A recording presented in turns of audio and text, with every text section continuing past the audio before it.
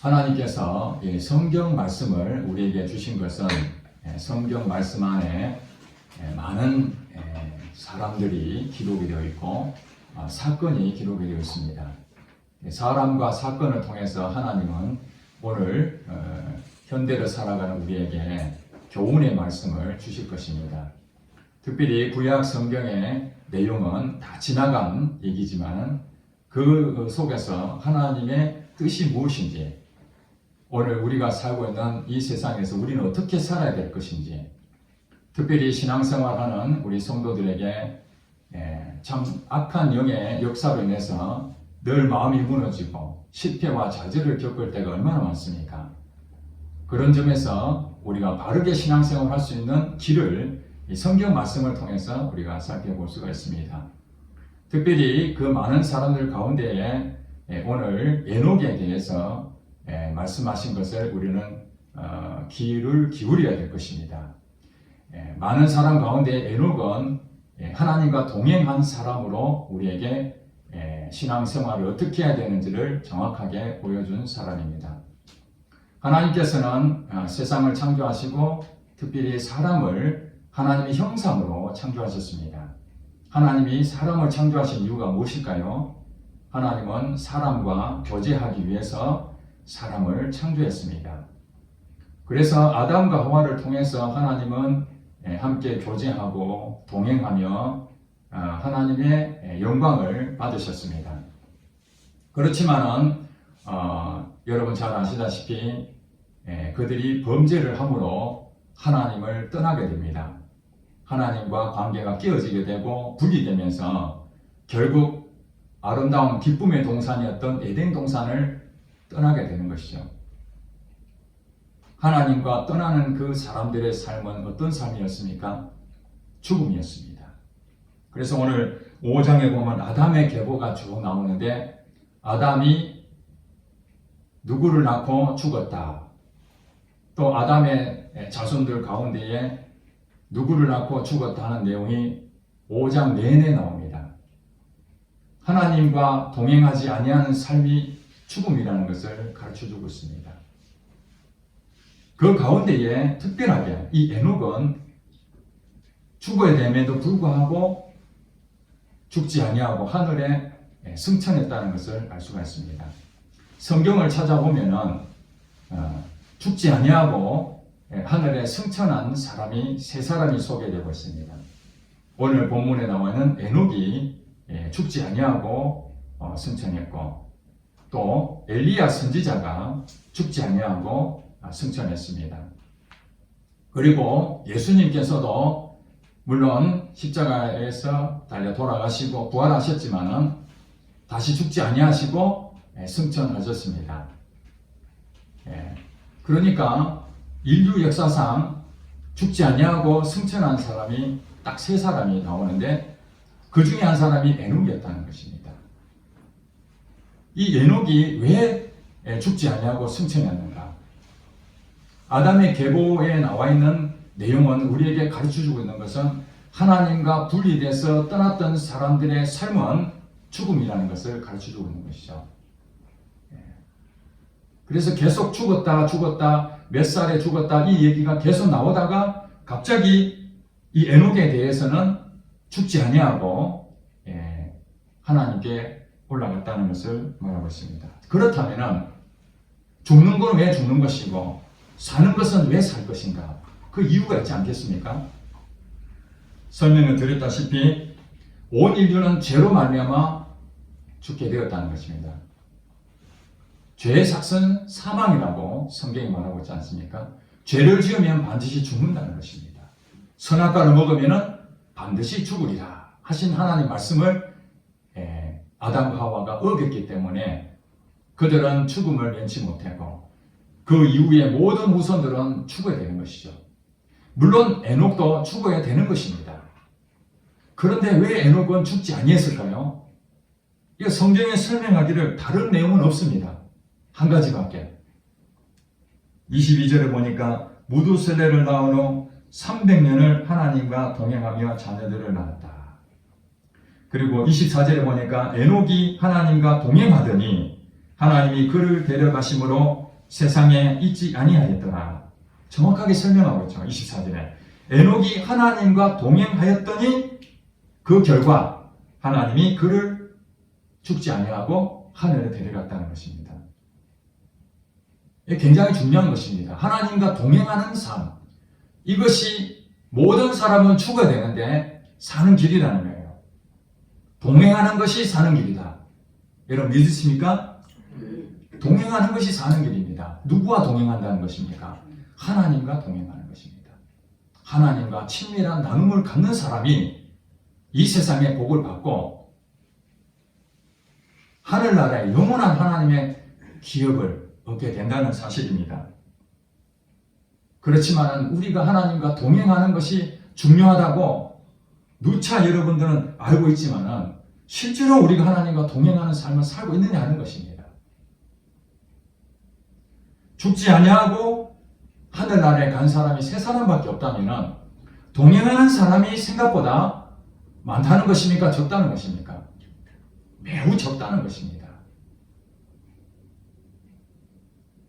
오늘 이 사회는 민주주의라는 좋은 제도로 우리가 살아가고 있습니다. 인권을 보호하고 또 사람 한 사람 한 사람의 민주적인 방법으로 어떤 결정을 하는 참 좋은 제도입니다. 그러나 그 좋은 제도를 할지라도 우리가 하나님과 동행하지 아니한다면 그 민주주의는 완전하지 못하다는 거예요. 이 사회에서 가장 좋다고 하는 그런 모든 제도가 있다 할지라도 무질이 있고 지위가 있고 명예가 있고 권력이 있다 할지라도 하나님과 동행하지 아니한다면 오늘 5장의 아담의 계보처럼 죽는다는 것입니다. 그래서 불신자들은 하나님을 모르기 때문에 하나님과 동행하지 아니하니까 그들의 삶은 지금 당장 좋아 보이지만 결국에는 어떻습니까? 멸망의 길을 가는 것이죠. 정해져 있어요. 그에 가는 길은 어리석은 길로 가고 있는 것입니다.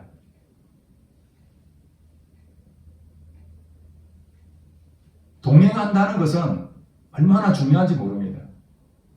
남녀가 서로 사랑해서 결혼하지 않습니까? 결혼한 이유가 뭡니까? 두 사람이 영원히 함께 하자는 것이죠. 이 땅에서 동행하는 것입니다. 결혼이라는 것이 두 사람이 한 몸이 돼서 동행하는 거예요. 결혼했는데 함께 동거하고 동행해야 되는데도 불구하고 말도 아니하고 서로 나누지도 않고 각자 자기 일만 한다면 쇼윈도우 부부가 되는 수밖에 없는 것이죠. 남들이 볼 때는 그럴듯한 부부처럼 보이지만 그 부부 사이가 좋을 수가 없죠. 이 동행한다는 것은 이 소통을 가지고 있는 것입니다. 부부가 소통이 잘 되면 어떻습니까? 눈빛만 봐도 안다고 그러잖아요. 말하지 아니해도 그 사람이 무엇을 원하는지 다 알 수가 있다고 그러잖아요. 서로 얘기를 기울여주고 공감해주고 주거니 받거니 이게 소통 아닙니까? 하나님과의 관계도 똑같습니다. 하나님이 아담과 하와를 비록 죄로 인해서 하나님을 분리해서 떠나서 동행하지 못함으로 그 죄의 결과 사망이 왔지만은 하나님은 그들을 불쌍히 여기셔서 예수 그리스도를 이 땅에 보내시고 우리를 구원해 주셨습니다. 그 구원이 무엇이냐면은 하나님과 관계가 회복이 되는 것입니다. 이 구원이라는 것은 천국 가는 것만 얘기하는 것이 아니라 우리가 구원하는 그 순간부터 하나님의 관계가 회복이 되는 거예요. 하나님의 관계가 깨어짐으로써 우리는 사망을 갈 수밖에 없는 잘못된 길을 걸어갈 수밖에 없는 멸망의 길을 걸어가는 거기에서 하나님의 관계가 회복이 되면서 이제는 동행하게 된다는 것이죠. 그래서 예수 믿는 사람들은 구원받은 그 사람들에게는 하나님이 어디 계십니까? 내 안에 계시는 거죠. 내 안에. 내 안에 계신 이유가 무엇입니까? 동행하기 위해서 그렇습니다. 동행하기 위해서. 하나님과 내가 함께 살기 위해서 하는 거예요. 한마디로 결혼하는 것이죠. 예수님이 신랑이고 우리가 신부라는 그런 비유를 성경이 말하고 있지 않습니까? 신랑과 신부가 서로 한 몸이 되고 사귐이 있고 소통이 되면은 인생은 바르게 갈게 되고 그게 사는 길이라는 거예요.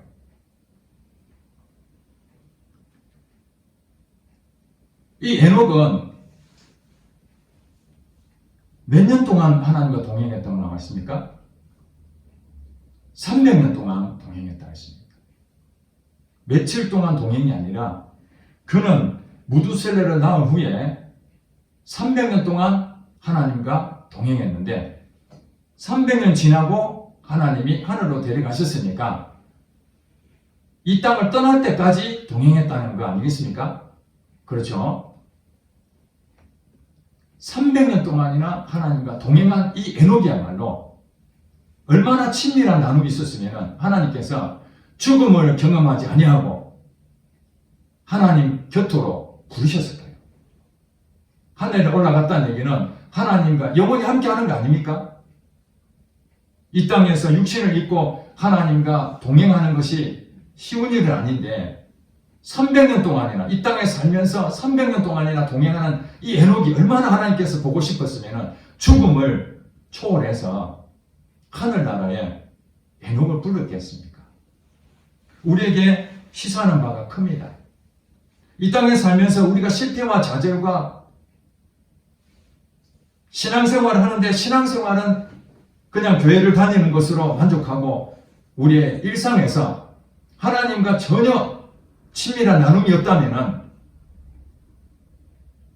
에녹의 삶으로 가지 아니하는 그런 삶이라는 것이죠.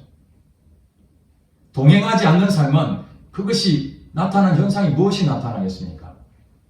죄밖에 없습니다. 하나님과 친밀한 나눔이 없으면 하나님의 인도를 받지 못하거든요. 성령님의 인도를 받아야 분별이 생기는 것입니다. 내가 지금 가는 것이 잘못된 길인지 바른 길인지 성령님이 가르쳐 주시잖아요. 얘야, 그 길은 가면 안 되는 거야. 그 길은 잘못된 길이야. 거기서 멈춰야 돼. 그것을 성령의 인도를 받는다면 잘못된 길을 안 가게 돼요. 실수하지 않습니다. 그런데 성령님의 인도를 받지 못하면 방법이 없잖아요. 자기 혼자 결정을 해야 되니까. 그래 결국에는 실수를 하고 실패를 경험하고 죄를 범하게 되는 거예요.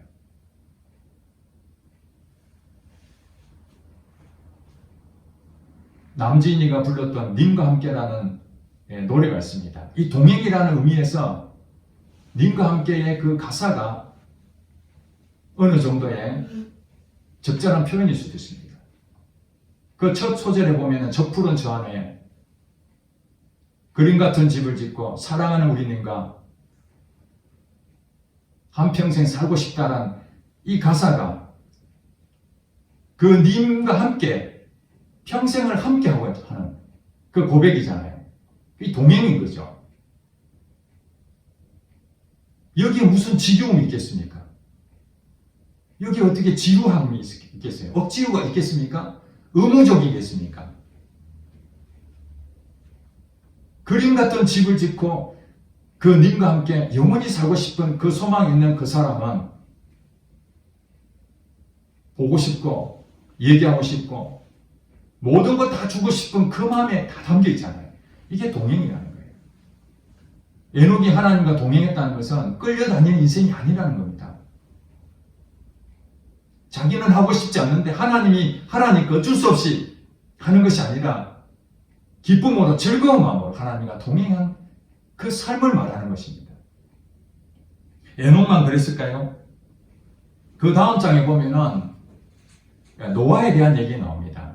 온 인류가 범죄를 함으로써 하나님의 마음을 슬프게 함으로써 하나님께서 이 땅에 물러서 심판하겠다.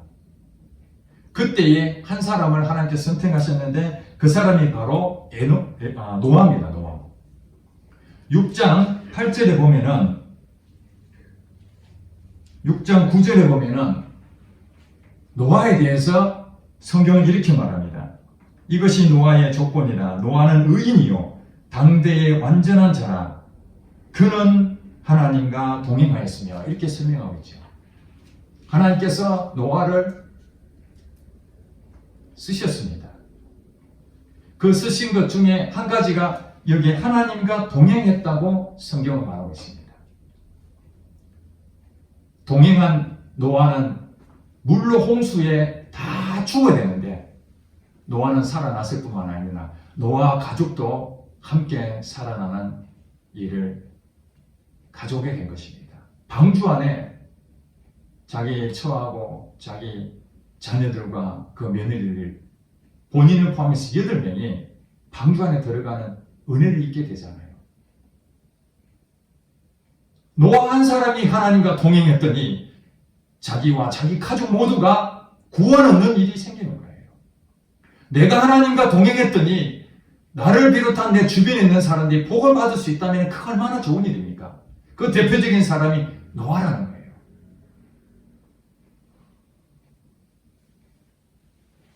하나님과 동행한다는 것은 이렇게 중요한 것입니다. 그러면 우리가 하나님과 동행한다는 것이 무엇인가? 여러분, 제가 주보에 오랫동안 광고를 하는 것이 있습니다. 여러분, 한 귀로 듣고 흘릴 수도 있지만 계속해서 다른 광고는 지나가면 교체를 하지만 계속해서 여러분에게 강조하는 것이 있습니다. 그것이 바로 성경을 읽고 우리 기도에 힘쓰자는 것입니다. 이것을 굉장히 힘들어하고 있습니다. 왜 힘들어하는지 저는 잘 압니다. 그것을 해야 된다는 부담감이 있는 거죠. 익숙하지 아니하는데 그것을 해야 된다. 기도 한 시간은 어떻게 해야 되는가? 성경을 읽기 있는데 이리 바쁜 시간에 성경 한 장 읽기가 얼마나 힘듭니까?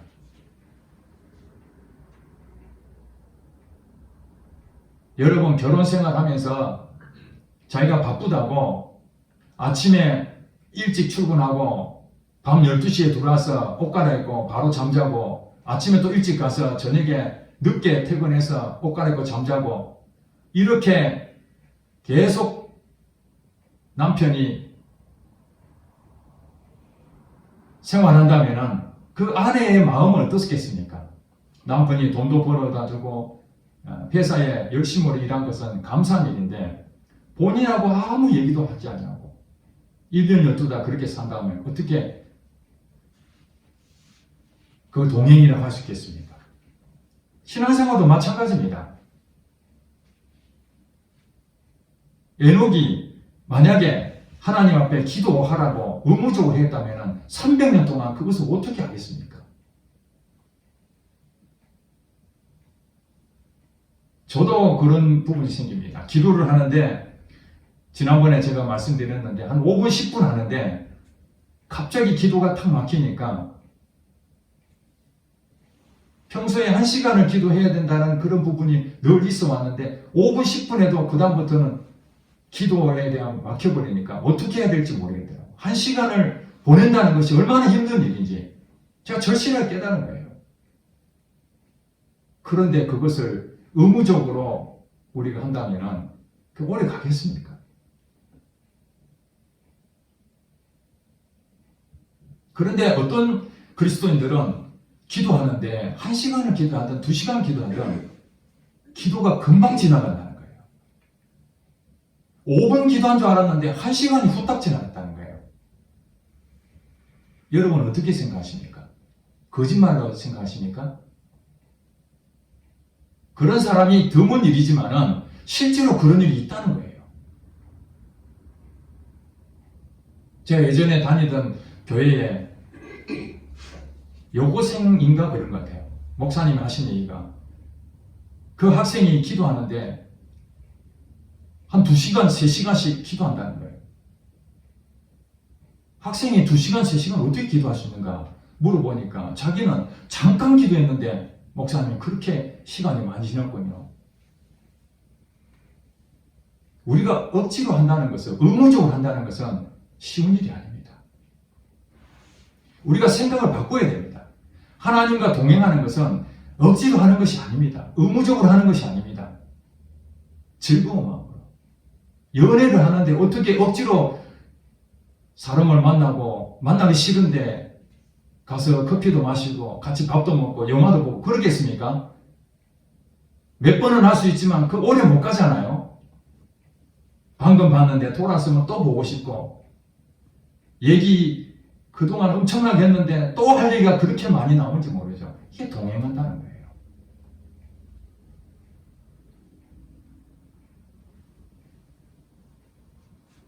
저는 목회 시작하기 전에 하나님께 기도한 제목 몇 가지가 있었습니다. 그 중에 하나가 이 기도를 깊이 하지 못하니까 하나님 기도의 깊은 맛을 경험케 해달라고. 하나님과 동행하는 것 중에 가장 중요한 게 기도지 않습니까? 기도. 하나님과 동행하는 우리 나타나는 것이 이 기도를 통해서 나타나요. 깊은 맛을 느끼게 해달라고. 그동안 습관이 되지 아니하고 그것이 제대로 해보지를 않았기 때문에 처음에 매우 힘들었습니다.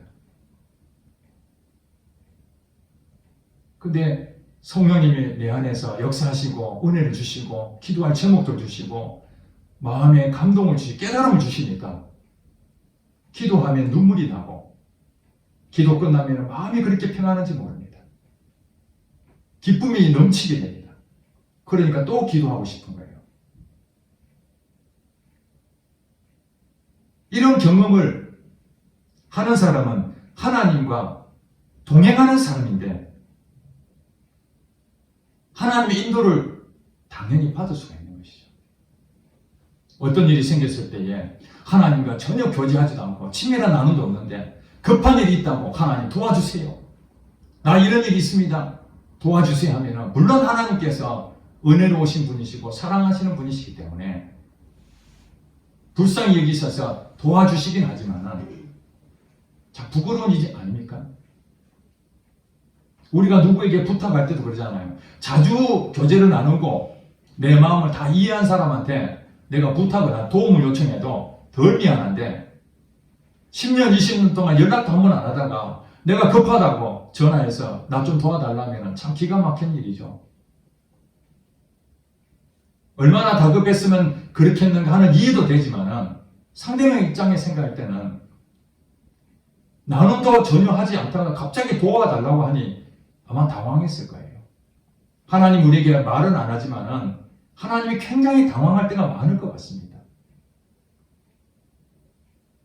하나님과 친밀한 나눔을 우리가 계속하게 되면 우리가 무엇이 필요한지, 우리 앞에 어떤 위험이 닥치는지, 어떤 상황이 있는지에 대해서 하나님께서는 다 알고 계시고 미리 우리에게 예방 조치를 해주신다는 거예요. 이 예배를 왜 드립니까? 이 예배를 통해서 하나님 감동을 드리려고, 그래서 내가 뭔가 유익을 얻으려고 이 예배를 드립니까? 그건 아니잖아요. 하나님을 경험하는 것이죠. 하나님을 높여드리고 하나님과 나와 교통하는, 소통하는 시간 아닙니까? 성경 말씀도 마찬가지입니다. 하나님과 깊은 소통의 시간으로 그 말씀을 읽어야 되지, 이걸 지식으로만 얻으려고 한다면 하나님을 경험하지 못하는 것입니다. 그래서 교회에서 예배와 말씀과 기도를 그토록 강조하는 이유는 다른 것이 없습니다. 의무적으로 하라, 억지로라도 해라, 이것이 아니라 하나님과 동행하지 않는다면 그 길이 바로 멸망의 길로 가기 때문에, 죄의 길로 가기 때문에, 우리 인간은 본성이 약해서 하나님과 동행하지 아니한다면, 하나님의 인도함을 받지 못하면 항상 넘어집니다. 여러분 얼마나 많이 경험했으니까. 신앙생활은 다른 것이 아닙니다. 하나님과 동행하느냐 동행하지 않느냐에서 결과가 달라지는 것입니다. 하늘과 땅 차이입니다. 이 에녹은 300년 동안이나 하나님과 동행했다는 이것이 에녹만이 아니라 하나님께서 우리에게 보여주신 것입니다. 사는 길이 있다. 사는 길이 있는데 그것은 하나님과 동행하는 길이다. 그렇게 우리에게 말씀하고 있습니다. 얼마나 중요하면은 성경에 하나님이 쓰시는 사람들 보니까 하나님과 동행한 사람들이었어요. 예수님께서 하늘로 승천하시기 전에 제자들에게 마지막 당부도 하고 약속하셨는데 내가 너희와 세상 끝날까지 항상 함께 있을 것이다. 이걸 약속해 주셨거든요. 이제 스승님이셨던 예수님이 이 땅을 떠난다니 이 제자들이 얼마나 가슴이 아프겠습니까? 이 땅에서 함께 사역하고 싶었는데 예수님이 떠나면 자기들이 어떻게 됩니까? 그때 예수님께서 세상 끝날까지 너희와 항상 함께 있을 것이다. 바로 임마누엘 하나님 아닙니까? 하나님이 우리와 함께 계시다. 하나님이 우리와 함께 계시다. 내 인생길에서 어떤 어려움이 있다 할지라도 하나님 나와 함께 계시다. 이거 하나 붙잡고 간다면 두려울 것이 없는 거예요. 하나님이 나를 인도해 주시기 때문에. 그러니 우리는 내가 어떤 일을 많이 함으로써 하나님을 기쁘시게 하는 거기에 초점 맞추는 것이 아니라 하나님하고의 친밀한 관계를 누리기만 한다면 하나님께서 나의 인생 가운데에 어떤 일을 어떻게 해야 될지 하나님 다 알고 계시는 거예요. 그래서 일일이 가르쳐 주십니다. 성령이 우리에게 오셔서 생각나게 하시고 깨닫게 하시고 가르쳐 주십니다. 저는 기도할 때에 그런 것을 많이 경험합니다. 오늘 이렇게 설교를 준비하는 것도 기도하면은 하나님께서 예화를 생각나게 하시고 또 거기에 대해서 하나님이 뭘 원하시는지 단어들도 가르쳐 주십니다. 그러면 기도하면서 메모를 계속해서 그 일주일 동안 모았다가 그걸 정리하고 오늘 여러분에게 이렇게 말씀을 전하는 것입니다. 제 머리로 여러분의 마음을 감동시킬 수가 없어요. 제가 아무리 좋은 말을 한다 할지라도 성령님 역사하지 않는다면 우리의 마음을 변화시킬 것은 아무것도 없어요. 그래서 목회자의 입을 통해서 성령의 검이 여러분에게 전달하는 것은 성령님이 말씀하셔야 되는 것이죠. 이 시간에 여러분들이 하나님을 경험한다는 것은 하나님을 만나는 것이죠. 하나님의 음성을 듣는 것이죠.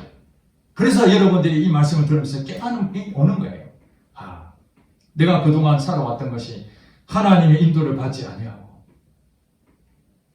하나님과 동행한 친밀한 나눔의 시간을 내가 갖지 못했더니 나타나는 결과가 실패와 좌절뿐이구나. 내가 바른 길인 줄 알고 걸어갔는데 그것이 결국에는 잘못된 길이었구나. 그걸 철저히 깨닫는다면 다시 주님 앞에 서라는 거예요. 다시 주님 앞에 서라. 여기 에녹이 처음부터 하나님과 동행한 것이 아니죠. 뭐라고 나옵니까? 65세에 무두셀라를 낳고 난 다음부터 하나님과 동행했다고 나와 있습니다. 에녹은 태어날 때부터 동행한 것이 아닙니다. 하나님께서 정해놔서 너는 태어날 때부터 동행한 사람으로 정해놓은 것이 아니라 65세에 아이를 놓고 난 다음에 깨달음이 있었겠죠. 하나님과 동행한다는 그 마음으로. 아마 그 아들을 주신 것에 대해서 기쁨이 컸는지도 모르겠습니다. 감사하는 마음이 있었는지도 모르겠습니다. 자세한 내용은 모르지만 어쨌든 어느 날 이 에녹은 하나님에 대한 그 소망이 있었습니다. 하나님에 대한 그 마음이 들어오고 난 뒤부터 그 뒤부터는 하나님에 대해서 경배하고 하나님과 깊은 교제의 시간을 나누게 된 것입니다. 여러분 처음부터 하나님과 깊은 교제가 나누어지는 것이 아닙니다. 처음에는 우리가 인간의 본성을 가지고 있기 때문에 잘못된 길을 걸어가서 되고 습관적으로 잘 안 되니까 그렇지만은 하나님을 동행하는 첫걸음은 하나님 앞에 내가 어떻게 해야 되냐, 내 자신의 잘못된 동행하지 아니한 것들을 가지고 회개부터 해야 됩니다. 기도도 제대로 하지 못하고 말씀도 제대로 보지 못하고 예배도 그냥 형식적인 예배만 드렸다면 그건 동행하는 것이 아니에요. 점검을 해야 됩니다. 우리가 어떻게 지금 신앙생활을 하고 있는지. 그래서 하나님의 동행하는 그 삶이 우리의 삶 가운데에 그것이 실제로 나타나게 되면 여러분은 반드시 실패하지 아니하고 실패한다 할지라도 하나님께서 그것을 선으로 바꾸셔서 좋은 것으로 다시 인도하신다는 것이에요. 우리는 끊임없이 내 자신을 믿어서는 안 됩니다. 나를 믿게 되면은 그건 망하는 길입니다. 지난 시간 말씀드렸죠. 마음을 다하여 여호와를 신뢰하라. 너의 명철을 의지하지 마라. 범사의 그를 인정하라. 그리하면 그가 너를 치료하시리라. 성령의 인도함을 받는 것은 하나님과 동행하는 길밖에 없습니다. 여러분 이 시간에 이제 우리의 마음을 한번 돌이켜보시기 바랍니다. 여러분은 하나님과 깊은 교제의 시간을 가지고 있습니까? 그것이 의무적이고 형식적으로 그렇게 가고 있습니까? 그것은 오래 버티지 못합니다. 정말 마음을 다해서 하나님의 관계가 회복이 되고 매일매일 주님만 생각나고 주님과 교제하는 그 삶으로 유지만 될 수 있다면, 거기에 여러분들이 마음을 다하게 힘쓴다면 여러분의 삶은 이 땅에서도 천국의 삶을 누리고 죽는 길이 아니라 사는 길로 하나님께서 인도하실 줄로 믿습니다. 기도하겠습니다.